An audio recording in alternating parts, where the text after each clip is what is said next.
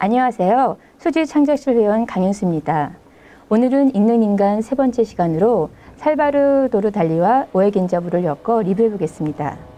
며칠 전 이건희 컬렉션 특별전이 열리고 있는 과천 현대미술관에 다녀왔습니다. 전시된 작품 중 스페인 작가 살바도르 달리 작품이 제 눈길을 끌었습니다. 그 그림을 보면서 지금 읽고 있는 오해의 단편이 떠올랐기 때문입니다. 켄타우로스의 가족은 그리스 신화에 등장하는 반인 반마 종족 켄타우로스와 이들이 몸에 있는 유관왕에서 아기들이 빠져나온 순간을 묘사한 1940년 작품입니다. 달리는 프로이트의 정신분석 이론에 심취했고 그의 제자인 오토 랑크의 영향을 받아 이 그림을 그렸다고 합니다. 오토 랑크는 모든 인간은 태어나는 것에 의해 트라우마를 겪는다며 엄마의 자궁이야말로 최고의 낙원이라고 주장한 사람입니다. 오토 랑크를 신봉했던 달리는 언제든지 그 안으로 다시 들어갈 수 있는 유관왕을 가진 켄타우로스 종족을 부러워했습니다. 초현실주의 작품인 켄타우로스의 가족은 달리의 기발한 상상력이 돋보이는 역동적이며 힘찬 기운이 느껴지는 작품입니다. 여기서 잠시 오해로 넘어가 보려고 합니다. 오해는 어떻게 쓸 것인가 라는 질문에 읽고 있는 책을 실마리 삼아 내 생활을 쓴다고 읽는 인간 책에서 밝히고 있습니다. 오늘 소개하고 싶은 책 분노의 대기에 차가운 갓난아이가 솟아올라 역시 블레이크의 시를 자신의 삶에 조용하고 내조와 855행 시 중 그를 사로잡은 한 구절을 인용하며 자신의 문학의 길잡이로 삼아 삶을 풀어헤치고 있습니다. 인간은 땀 흘려 일해야 한다. 슬퍼야 한다. 배워야 한다. 잊어야 한다. 그리고 돌아가야 한다. 자기가 떠나온 어두운 골짜기로 또 새로운 노력을 위하여.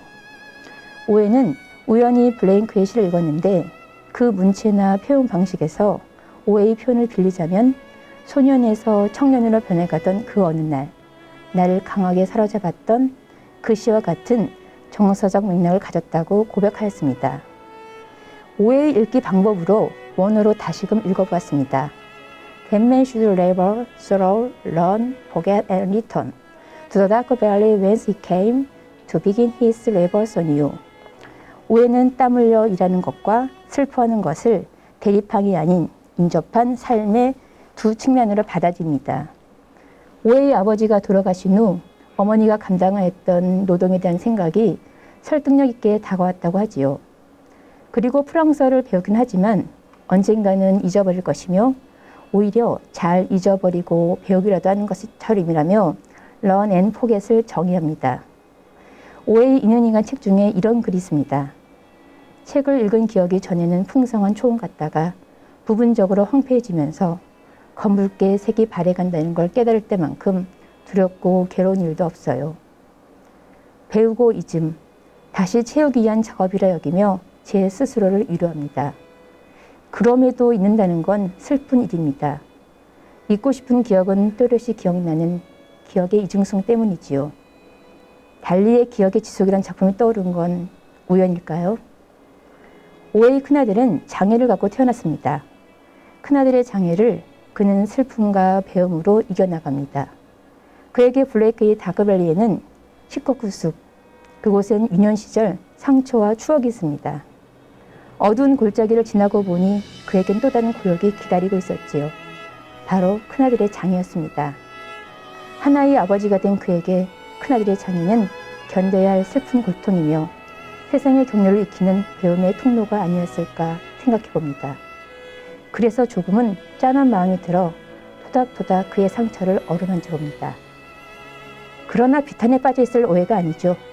오해는 문학의 힘으로 이것을 이겨내고 자기 스스로 치유할 길을 찾았습니다. 무엇보다 달리의 그림을 보면서 오해가 말한 다크밸리와 블레이크의 아기의 슬픔이라는 시가 떠올랐습니다. 오해가 쓴 단편 분노의 대기에 차가운 갓난아이가 솟아올라 한 부분을 인용해 보겠습니다. 내 어머니는 신음했다. 아버지는 울었다. 위험이 가득한 세상으로 나는 뛰어들었다. 혼자서 알몸으로 압을 쓰면서 구름 속으로 숨는 악마처럼. 아기의 출생을 노래한 이 시를 읽었는데 먼 옛날 어느 아침에 파괴적일 정도로 들떴던 감정이 떠올랐다. 나는 그날 아침 갓난아이가 웃는 것과는 정반대로 환희에 들떠서 수면의 빛을 발로 차며 부부 바위 아래 술어 들어갔다. 상징적으로 말한다면 출생과 역방향의 길을 더듬어 어머니의 태내로 돌아가렸던 것이다. 출산의 고통으로 인한 시름소리는 슬픔도 기쁨도 관계없는 매우 중립적인 것을 틀었다. 위험이 가득한 세상에서 원래의 안전한 곳으로 돌아가는 거다. 혼자서 알몸으로 악을 쓰면서 구름 속으로 숨는 악마처럼. 오해의 글을 품고 달리의 켄타로스 가족을 봅니다. 해밀 오브 마스피어 센츄라는 작품에 마스피라는 단어가 들어있습니다. 이 단어는 육안왕의 주머니 모양이라는 뜻으로 캥거루처럼 주머니를 가진 동물을 의미하지요. 달리는 아이를 자국에서 넣고 빼고 자유롭게 할 수 있는 동물이라는 의미로 마스피라를 사용하였습니다. 켄타로스 신화를 살펴보면 테살의 왕 익시온이 헤라를 보고 반하자 제우스는 익시온을 속여 헤라의 못을 걷어서 만든 구름인 네펠레를 가져다 주었습니다. 네펠레와 사이에 태어난 아이가 바로 켄타로스지요. 블레이크의 구름 속으로 숨은 악마처럼이라는 식구가 묘하게 맞아떨어지는 기분이 드네요. 달리는 미국에 살고 있던 시기에 이 그림을 그렸습니다. 이 작품은 그의 고향인 스페인의 카타리나 해변가를 배경으로 엄마 켄타로스에 비해서 아빠 켄타로스가 아이를 꺼내는 모습이 인상적인 그림입니다. 오해의 큰아들 이오는 힘들게 엄마의 뱃속에서 나왔고 그 아들이 태어나자 오해와 가족들은 당혹감을 감출 수 없었지요.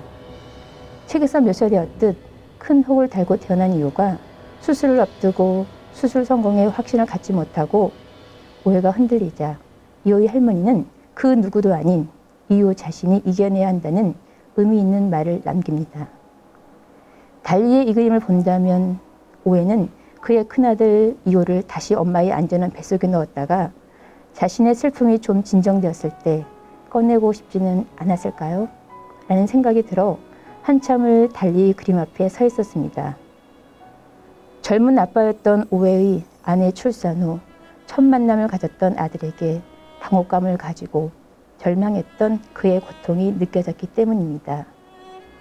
블레이크의 시를 읊조리던 오해, 어두운 골짜기에서 벗어나 또 다른 고역, 시련이 왔지만 슬픔과 배움이라는 테두리에 순종하는 마음으로 그 하루를 살고 있을 그가 떠오르며 묵직한 울림과 함께 달리의 켄타로스 가족 그림 앞에 오해의 가족과 제 가족이 연달아 떠올라 그 후로도 오랜 시간 머물렀습니다. 뚫어지게 본다는 것은 생각하는 것이다라는 달리의 말처럼 생각의 시간 안에서 잠시 멈춤을 가졌습니다. 오늘 이 글과 함께 흘렸던 곡은 타이타닉 OST My Heart Will Go On입니다. 케이트 윈슬렛과 레오나르도 디카프리오의 절절한 생각이 생각나는 12월 추운 겨울입니다. 오늘도 함께 해주셔서 감사합니다.